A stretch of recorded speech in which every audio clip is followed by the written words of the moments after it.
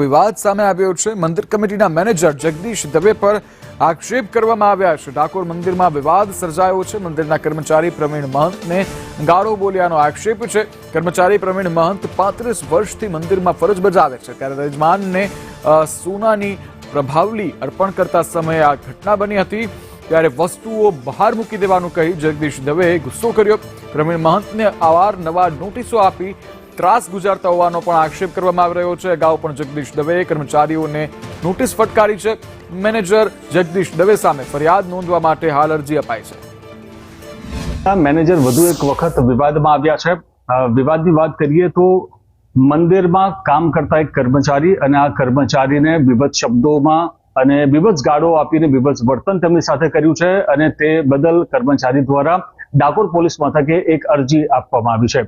ત્યારે આ સમગ્ર મામલાને લઈને સીધા જે કર્મચારી છે પ્રવીણભાઈ આચાર્ય આપણી સાથે જોડાયા છે। સીધી તેમની સાથે વાત કરીએ કે શું સમગ્ર મામલો હતો। જી પ્રવીણભાઈ, પહેલા તો એ જણાવો કે શું મામલો હતો અને વાત એટલી વણસી કે આપે ડાકોર પોલીસ સ્ટેશનમાં અરજી કરવાની ફરજ પડી। ઠાકોરજી શ્રી રણછોડરાય માટે કોઈ વૈષ્ણવ આવું કોઈ દાન કરતા આપતા હોય અને એ દાન લેવાનું હોય, એના સ્થાને એ વસ્તુ જે બનાવી લાવ્યા 6 લાખ રૂપિયા વસ્તુની કિંમતની, એ સોનાની પ્રભાવલી એને અડધૂત કરી આમ ધક્કો મારી ટેબલ પર અને આ લઈ જાય હતી તારા ઘેર મૂકી દે બહાર। એ જે અપમાન કરવાથી મને ગુસ્સો લાવવામાં આવ્યો કે ભાઈ આ તમારા માટે નથી લાવ્યા મેનેજર શ્રી, આ તો ભગવાન માટે લાવે છે અને આ 35 વર્ષથી આવી બધી સેવા હું કરાવું જ છું અને કરતો આવ્યો છું।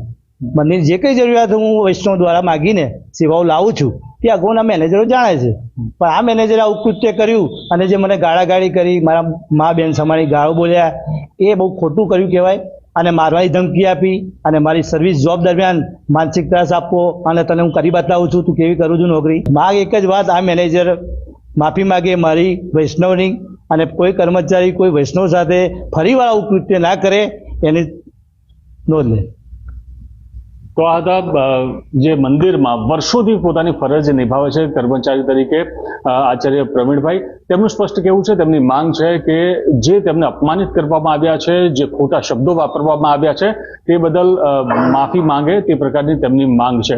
મહત્વનું એ પણ છે કે અત્યારના ડાકોર ટેમ્પલ કમિટીના જે જગદીશભાઈ દવે મેનેજર તરીકે ફરજ બજાવે છે, અગાઉ પણ વિવાદમાં આવ્યા હતા। તે મંદિરમાં અધિકાર ન હોવા છતાં પણ મંદિરના ગર્ભગૃહમાં પ્રવેશ કરીને તેમને સેવા પૂજા કરી હતી। ત્યારે આ મામલે પણ વિવાદ સર્જાયો હતો। ત્યારે હવે ટેમ્પલ કમિટી આગામી સમયમાં શું નિર્ણય લે છે તે જોવાનું રહેશે। કરુણેશ પંચમવેદી, સંદેશ ન્યૂઝ।